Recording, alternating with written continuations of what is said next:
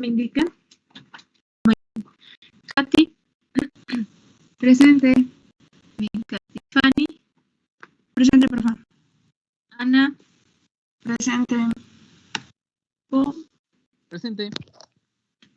Jazz. Jazz. Sí, presente, es que tengo poder de conexión. Gracias. No te preocupes, Jazz, está bien. Muy bien. Julio. Presente, presente. Bien. Monse. Monse. No está. Daniela. Presente. Muy bien. Sofi. Presente. Sofi. Ok, Sofi, ya te escuché, Sofi. Presente. Susi. Presente. Muy bien, Susi. Hoshi. Presente. Paula. Presente. Paula. Muy bien. Andrea. Presente. Ana. Jacob. Jacob. Aurora. Presente. Hilda. Presente. Muy bien. Carla. Carla. Jimena. Presente. Jessie.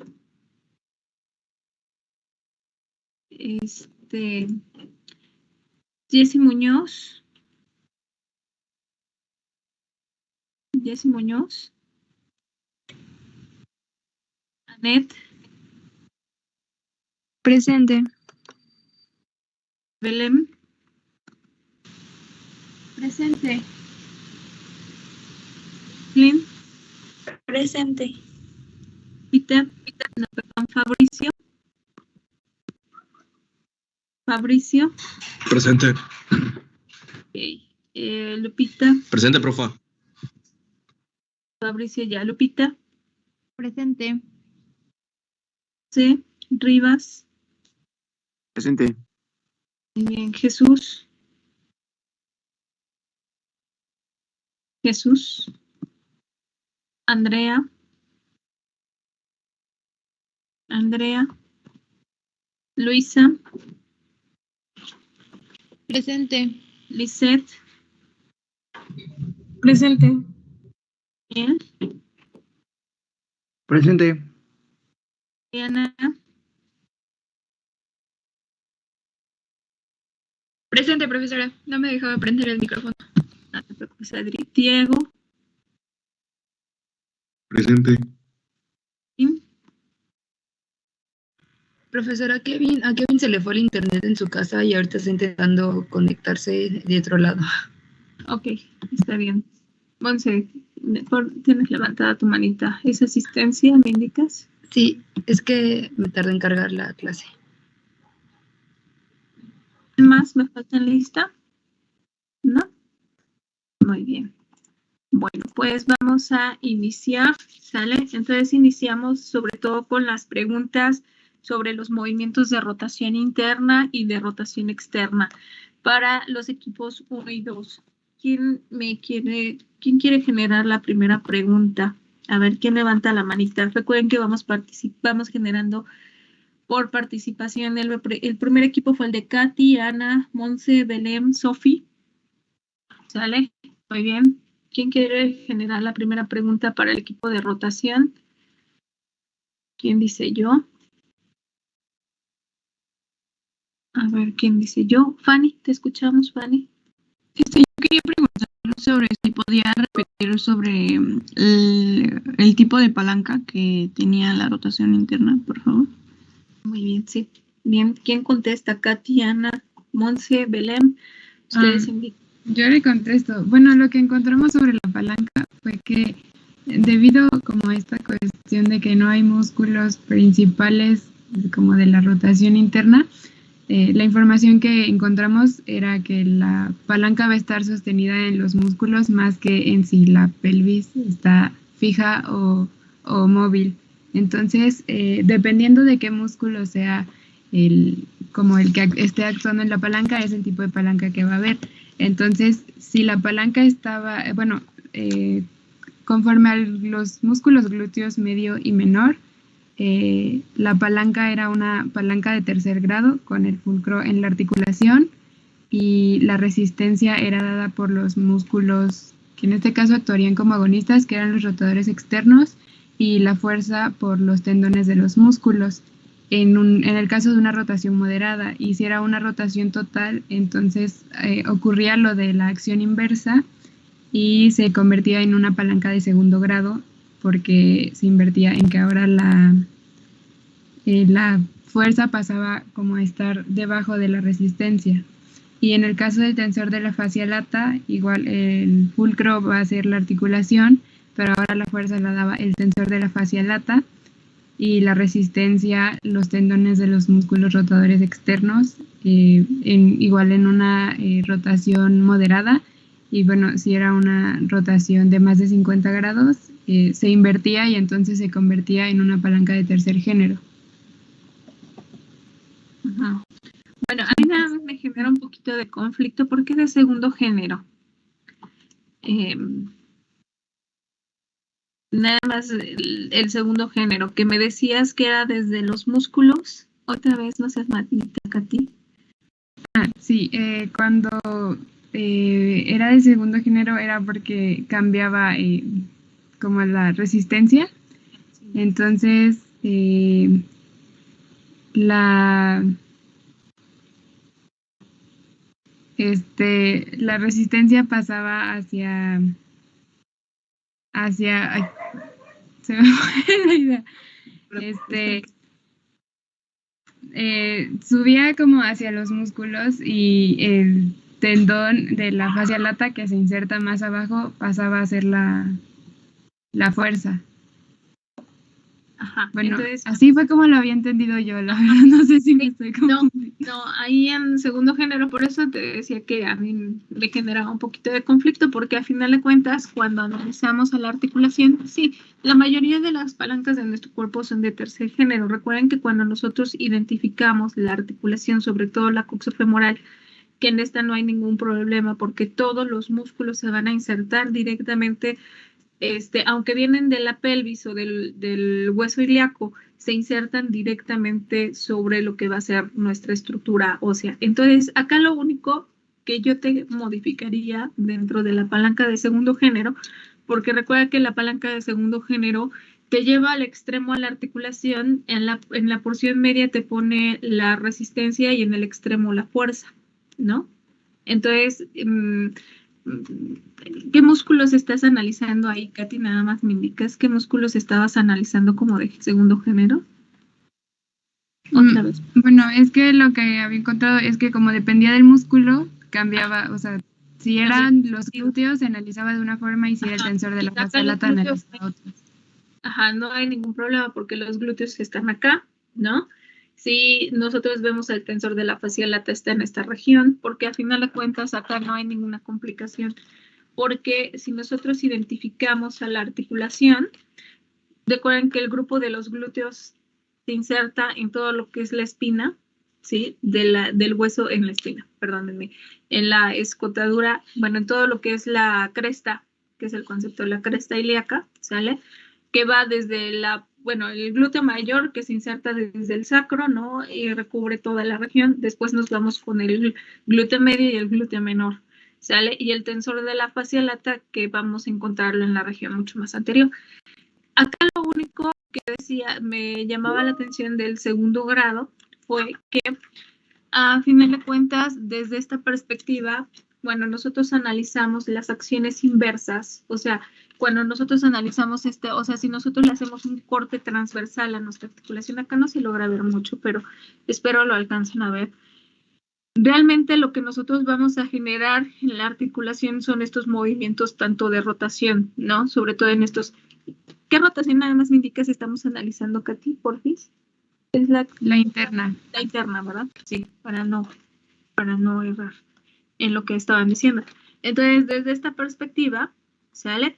Si nosotros analizamos las acciones inversas, realmente cuando nosotros generamos este mecanismo de rotación interna, que será es que vemos que todos los músculos que se encuentran acá en la región anterior, que es acá, ¿sale? Van a convertirse o se van a invertir, sobre todo está relacionado con el grupo de los glúteos, ¿no? Que van a hacer estas acciones inversas. Entonces, yo no le daría un segundo género, ¿sale? Yo le daría más un primer género por las acciones, sobre todo si tú observas, acá están tus músculos agonistas, acá están tus músculos antagonistas, y el movimiento que se va a generar es este, mira, acá. Esto es lo que estamos analizando. No sé si lo alcancen a ver. Ustedes digan. Por favor, indiquen. Si no, me pongo en primer plano. Entonces, los músculos los movimientos que están generando son estos. Entonces, esta es la rotación interna. Entonces, cuando estos músculos dejan de funcionar como agonistas, se convierten en agonistas y estos se convierten en agonistas para generar el movimiento. ¿Sale? Estos se convierten en antagonistas y estos se convierten, que serían los antagonistas, se convierten en agonistas. Entonces, por la misma dirección, acá yo voy a hacer la rotación excesiva, se ve la acción de los músculos que van a generar el movimiento. Entonces, ¿tú qué género, de acuerdo a lo que tú estás viendo, Katy, qué género le otorgarías? Sí, también el primero. El primero. O sea, ya con esa explicación ya. Sí, el primero. Sí, queda. Esta es la función. O sea, es que acá es un poco parecido a lo que vemos con el manguito de los rotadores en el húmero, ¿sale? Es un poco parecido. A final de cuentas, cuando hacemos esto, o sea, estos músculos generan la tracción, pero una vez que estos músculos ya alcanzaron su límite, entonces estos que están acá empiezan a traccionar para generar el movimiento y se da la rotación completa, porque recuerden que la rotación es un poquito más amplia, ¿sale? Entonces se pueda generar este movimiento. Y entonces se convierte en una palanca de primer género, más que de segundo. No sé si quede más claro, ustedes digan. Sí, por favor. ¿Sale? Y la otra, pues en la del tercer género no hay ninguna complicación, porque a final de cuentas, este es mi fulcro, este es mi punto de apoyo torque, que es la articulación. Aquí yo voy a encontrar mis músculos, ¿sale? Esta es mis músculos. Y recuerden que el músculo va a generar o va a hacer una especie como de tracción, que son este concepto de poleas, en el que este músculo va a generar una tensión para poder desplazar el segmento y vencer la fuerza, tanto la fuerza de gravedad como el peso del segmento. Entonces acá tenemos a la articulación, este es mi músculo y este es el peso a vencer. Entonces si se dan cuenta, el peso queda en el extremo, la fuerza queda en la parte media y la articulación en el otro extremo y se convierte en una palanca de primer género, de tercer género.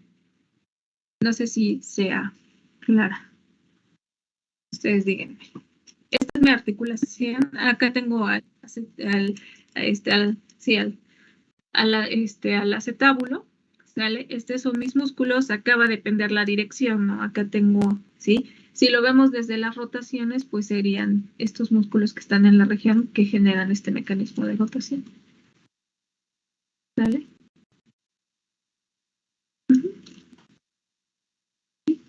Si lo analizamos por acción muscular, ¿sí? No sé, ustedes díganme si no los confundí más. Profesora, Dígame.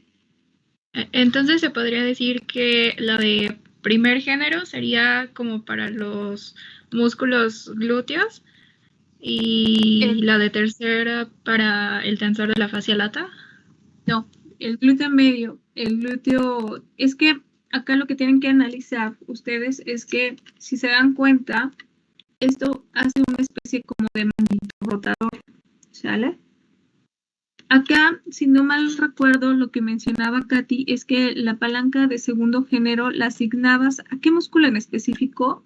¿Qué palanca le dabas al obturador externo y al pectíneo?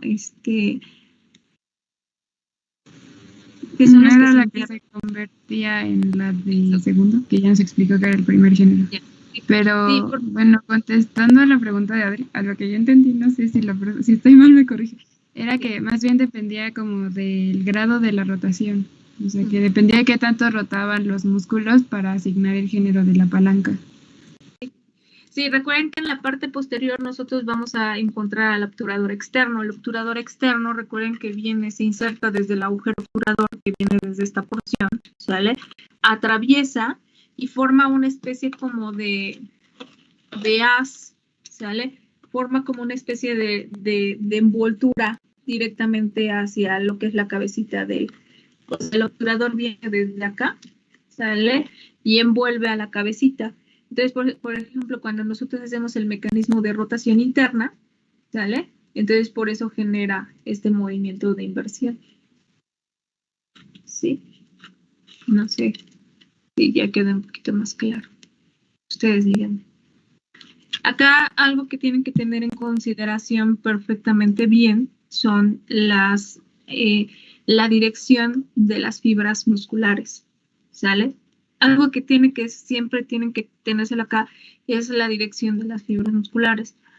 Hace un ratito una de sus compañeras me decía que ella tomó un curso, no me dijo la técnica, pero que ella veía que en el curso que siempre hablaban de la dirección de las fibras musculares. Y es en efecto, o sea, a final de cuentas, todo lo que nosotros vayamos a hacer, si vamos a colocar kinesiotape, si vamos a aplicar una técnica con fisioterapia instrumentadas, con la técnica que ustedes quieran ponerle, espátulas, cualquier aditamento que ustedes utilicen. Si nosotros vamos a colocar la fisioterapia invasiva, por ejemplo, que se puso muy de moda, la punción seca, la microelectrólisis y todo esto, trabaja directamente sobre los orígenes y las inserciones y las direcciones de las fibras.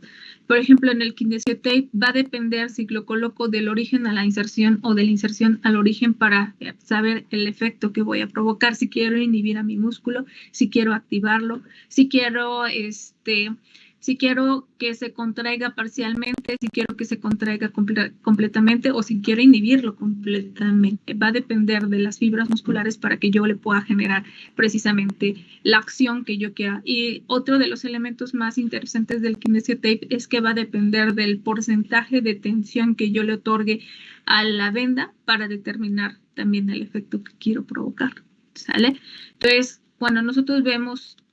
Por ejemplo, hemos hablado de las movilizaciones artrocinemáticas. Ahorita ya estamos, el mismo entrenamiento. Por ejemplo, ¿qué movimientos necesitarían generar ustedes? ¿Sale? ¿Qué movimientos necesitarían generar ustedes para entrenar al glúteo medio? Que el glúteo medio y el tensor de la fascia lata normalmente son los músculos que se encuentran debilitados en la cadera. ¿Qué movimientos? A ver, ustedes digan. El glúteo medio. Está fácil. Pero ¿qué movimientos? De hecho, recuerden que Kapanji, cuando hablaba precisamente del grupo de los glúteos y hablaba del deltoides glúteo, él tenía todo un análisis de la estabilidad transversa de la cadera, ¿sale? Donde se iba a presentar este famoso signo de Trendelenburg, ¿sale? El signo de Trendelenburg está relacionado con lo que nosotros conocemos como la marcha de modelo, ¿sale? Ustedes han visto las modelos que caminan casi en una misma línea recta, ¿sale? Obviamente esa marcha la simulan ellos, pero cuando se presenta en el paciente es porque hay una debilidad del glúteo medio. Precisamente no hay una estabilidad transversa en la pelvis. Katy, te escucho. Bueno, es que el otro día estaba viendo la competencia esta de patinaje artístico de los Olímpicos de invierno. Y estaba viendo que todos los competidores, porque era la varonil, tienen como tienen muy bonita nalga y muy bonitas piernas. Claro. Pero estaba viendo que precisamente, o sea, toda la estabilidad que tienen que tener incluso para poder aterrizar bien y todo, se concentraba mucho en esta parte del muslo, en la pierna. Y bueno, conforme lo que iba leyendo, iba yo así diciendo, no, ese está bien súper entrenado de la fascia lata, porque si no ya se hubiera caído. Sí. Entonces, los movimientos que hacen, o sea, el estar como, pues hacen muchas abducciones, sobre todo es lo que he visto, y por ejemplo, cuando hacen los giros, a pesar de que los hacen en el aire, también hacen aducciones y todo. Entonces, yo más bien creo que es como como un complemento de movimientos el que se tiene que hacer para poder reforzar esos músculos. Y por lo que estuve leyendo, sobre todo el tensor de la fascia lata y los glúteos, están involucrados en casi todos los movimientos. Entonces, por ejemplo, los glúteos y el tensor al menos los leí en la abducción, en las rotaciones, sí van involucrados un poco en las flexiones, entonces yo considero que para como fortalecer esos músculos, pues se debe incluir como ejercicios que involucren todos estos movimientos. Sí, no nada más la extensión, ¿no? Que es lo que nosotros creemos, ¿no? Que el movimiento de extensión es el único con el que vamos a trabajar al grupo de los glúteos, y no, porque a final de cuentas el glúteo medio es un abductor, es un potente abductor. Entonces necesitamos estos mecanismos de aducción precisamente para poder potencializar este músculo, ¿sale? Y luego otro elemento bien importante para esto que sí mencionas, miren, si ustedes observan ahorita que estaba diciendo precisamente de lo de patinaje de hielo, ¿sale? Hay muchos factores, los de patinaje de hielo requieren muchos elementos para que ellos puedan hacer una coreografía de forma correcta, pero uno de los elementos importantes es la fuerza muscular, ¿sí? Y a final de cuentas, si ustedes ven lo que mencionaba Katy, que tiene mucha razón, ellos tienen muy desarrollados la región glútea, pero no es porque trabajen solamente extensión. Si ustedes observan en la configuración de la forma, ellos tienen redondeadas desde la parte anterior hasta la parte posterior. Ustedes observenlo en las imágenes, pónganse a ver ahora en YouTube y si ustedes pueden observar, se ve una especie redondeada del glúteo, pero viene por el entrenamiento del tensor de la fascia lata, glúteo menor, glúteo medio y glúteo mayor, o sea, no solamente el glúteo mayor. Por eso es que cuando una persona se coloca implantes, se puede observar que es un implante porque realmente sustituye solamente una porción del glúteo mayor, no sustituye la porción del glúteo medio y el glúteo menor, porque esto es el que le va a dar la forma redondeada a la región glútea.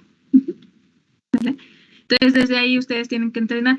Y la otra, que es uno de los elementos más importantes y que me voy a regresar un poquito a la presentación que les estaba yo colocando inicialmente, que nosotros acá tenemos que tener en consideración que la estabilidad, a final de cuentas, la estabilidad transversa que nosotros vamos a encontrar acá, ¿sale? Lo que carga, se dan cuenta, el glúteo se encarga de dar soporte, de estabilidad precisamente a la articulación.